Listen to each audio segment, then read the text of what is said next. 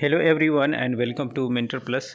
आज की इस वीडियो में मैं डिस्कस करने जा रहा हूँ कि सुप्रीम कोर्ट के द्वारा जो नया रूल आया है ऑल इंडिया कोटा के लिए, जिसमें 4 राउंड्स ऑफ काउंसलिंग की मंजूरी दी गई है, उसका क्या इम्पैक्ट पड़ेगा, किस स्टेट पे कैसा इम्पैक्ट पड़ेगा, और सारे डेटा के साथ लास्ट ईयर कितने सीट्स रिवर्ट हुए थे पार्टिकुलर स्टेट में, और किस स्टेट में कितने number of seats government colleges में बढ़े हैं और उसका क्या इम्पैक्ट पड़ेगा।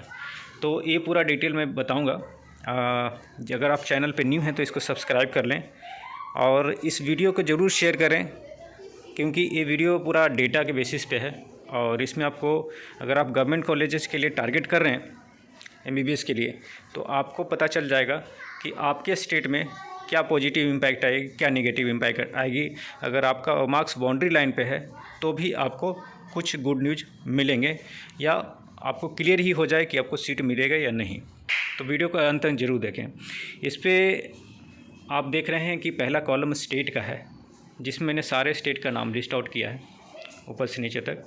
और जो दूसरा कॉलम है उसमें MBBS के कितने सीट रिवर्ट होकर के राउंड 2 के बाद आते थे स्टेट में, जो कि इस बार के काउंसलिंग में रिवर्ट होकर के नहीं आएंगे, बल्कि वो मॉपअप राउंड के लिए जाएगी और स्टे वैकेंसी के लिए वो सीट ऑल इंडिया कोटा में ही फिल होगी। BDS के सीट भी दिए हैं जो थर्ड कॉलम में है। और इस साल में किस स्टेट में कितने सीट ऐड हो रहे हैं, पहले बात कर लें कितने सीट ऐड हो रहे हैं। तो आसाम में एक मेडिकल कॉलेज ओपन हुआ है, बिहार में एक मेडिकल कॉलेज ओपन हुआ है, और छत्तीसगढ़ में एक गवर्नमेंट मेडिकल कॉलेज ओपन हुई है। झारखंड में 300 सीट बढ़ी है, और महाराष्ट्र में 200 सीट बढ़ी है, पंजाब में 100, राजस्थान में 100, तमिलनाडु में बहुत ज़्यादा सीट बढ़ी है 1450। तो इस स्टेट को तो बहुत ज़्यादा फ़ायदा होने वाला है। उत्तर प्रदेश में 900 सीट्स बढ़ी है। और मैं बात करूँ कि MBBS की सीट कितनी रिवर्ट होकर के आती थी, तो total last year second round के बाद 1731 सीट्स रिवर्ट होकर के स्टेट्स में आई थी। जो हर एक स्टेट में कॉलेज में जितनी सीट बची वो डिस्ट्रीब्यूट हो गई स्टेट वाइज, उसका भी यहाँ पे विवरण दिया हुआ है। ये BDS की 367 सीट आई थी।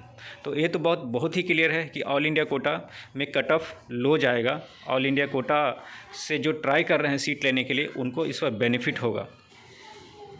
अब बात करते हैं इसमें सारे स्टेट के लिए। तो इसमें जो स्टेट को मैंने कुछ जोन में डिवाइड किया है। जो ग्रीन कलर में दिख रहा है स्टेट, उन स्टेट को बेनिफिट मिलने वाला है। जो रेड कलर में दिख रहा है, उन स्टेट को घाटा होने वाला है। ऑल इंडिया कोटा से नहीं, स्टेट कोटा की काउंसलिंग से गवर्नमेंट कॉलेज प्राप्त करने में। और जो ग्रे जोन में दिख रहे हैं, उनको भी उतना नुकसान नहीं होगा, बीच बीच में रहेंगे, उनको ज़्यादा ना कोई फ़ायदा ना कुछ नुकसान होगा।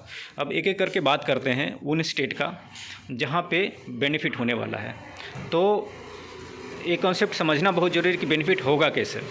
जैसे आप बात करते हैं उन स्टेट्स की जिनकी मेरिट हाई है, जैसे दिल्ली, फिर हो गया राजस्थान, जिनकी मेरिट हाई रहती है। तो जो स्टेट से नहीं ले पाते थे सीट, वो ऑल इंडिया कोटा से लेंगे।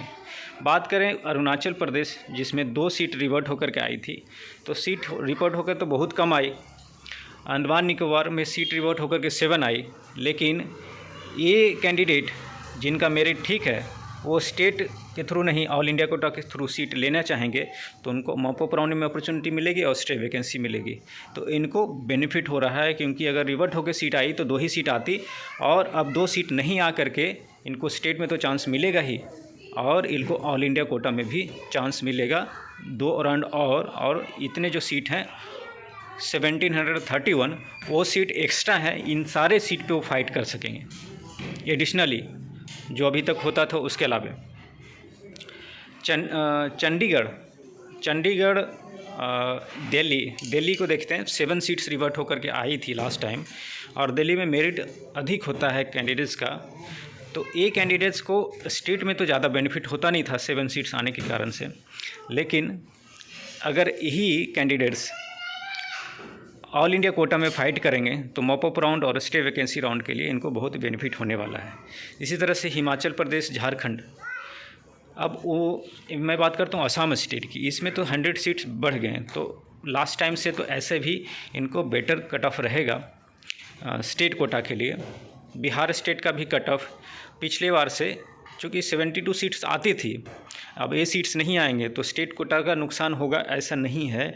जो कैंडिडेट स्टेट कोटा से लेते थे वो कैंडिडेट्स ऑल इंडिया कोटा से भी सीट लेंगे। ऐसा नहीं कि स्टेट कोटा से ही फाइट करते रह जाएंगे। तो उन सीटों को कौन लेगा जो ऑल इंडिया कोटा में 1731 रहेगा, उसमें से कुछ बिहार के भी कैंडिडेट जाएंगे और जो 100+ सीट्स बढ़ी है उसका भी इम्पैक्ट पड़ेगा। तो लास्ट टाइम से अच्छा कट ऑफ रहेगा, तो बिहार को भी कोई नुकसान भी नहीं होगा स्टेट कोटा से।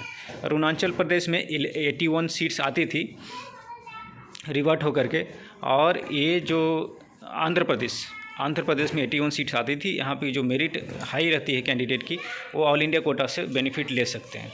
गुजरात, गोवा जिसमें कम रिवर्ट होते हैं सीट, उन सबको फ़ायदा होगा। झारखंड, हिमाचल प्रदेश, केरला को भी बेनिफिट होगा क्योंकि इसकी भी मेरिट हाई रहती है। अब बात करते हैं उन स्टेट्स की, जैसे तमिलनाडु का स्टेट कोटा से देखिए दो तरह की चीज़ें हैं। 1450 सीट्स बढ़ी है तो इसके कारण कट ऑफ में तो बहुत ही ज़्यादा गिरावट आ जाएगी, लेकिन जो सीट रिवर्ट नहीं हो रही उसके कारण भी इनको निगेटिव इम्पैक्ट आएगा, क्योंकि अच्छी खासी इनकी सीट आती थी और इस स्टेट का मेरिट भी उतना हाई नहीं रहता है। राजस्थान स्टेट में भी अच्छी खासी सीट आती थी जिनसे उनको बेनिफिट होता था, तो इस बार उनको थोड़ा लॉस होगा। मध्य प्रदेश, महाराष्ट्र में सबसे ज़्यादा संख्या में सीट आती थी क्योंकि वहाँ पे कॉलेजेस बहुत अधिक हैं। 222 सीट नहीं रहेंगे स्टेट कोटा में, तो उनको स्टेट कोटा से निगेटिव इम्पैक्ट पड़ेगा। लेकिन यहाँ पे 2 कॉलेजेस भी आए हैं, 200 सीट भी बढ़ी है। मध्य प्रदेश को भी निगेटिव इम्पैक्ट पड़ेगा। उत्तर प्रदेश में 900 सीट्स बढ़ी हैं, तो स्टेट कोटा में 50 सीट्स हो गया। लेकिन वो 50 सीट्स ऐड होने के 450 नहीं, इसका 15% 105 सीट्स इसमें कमेगा, तो 795 इतने सीट गवर्नमेंट कोटा में रहेंगे, तो उससे तो बेनिफिट होगा। लेकिन ये जो रेड कलर में दिखाया गया है, इसका मतलब ये नहीं है कि आपको ओवरऑल निगेटिव जाएगा। ये इस 4 राउंड काउंसलिंग होने के कारण कि इनको इम्पैक्ट पड़ेगा निगेटिव, उनके लिए है। तो इनको निगेटिव इम्पैक्ट पड़ेगा उत्तर प्रदेश वाले को, क्योंकि इनके लिए 132 सीट्स आती थी और इस बार 132 + 105 और सीट्स जो हैं वो नहीं, वो ऑल इंडिया कोटा के लिए जो रिवर्ट होकर के आ सकती थी वो नहीं आएगी, तो इनको निगेटिव इम्पैक्ट पड़ेगा। वेस्ट बंगाल के लिए भी निगेटिव इम्पैक्ट ही रहेगा। उत्तराखंड, त्रिपुरा, इन सारे स्टेट को फ़ायदा होगा। तो ये इस तरह का इम्पैक्ट पड़ेगा स्टेट वाइज। तो इसको आप चाहें तो स्क्रीनशॉट भी ले सकते हैं। मैं वीडियो को थोड़ा देर के लिए पॉज कर देता हूँ। Second screenshot and third screenshot. Okay, so मैं वीडियो में यही बताना चाह रहा था। और अब अगर आप वीडियो पसंद आया हो तो इसको लाइक ज़रूर कर लें और शेयर भी कर दें। तो फिर मिलते हैं दूसरे अपडेट के साथ अनदर वीडियो में। तब तक good bye and take care.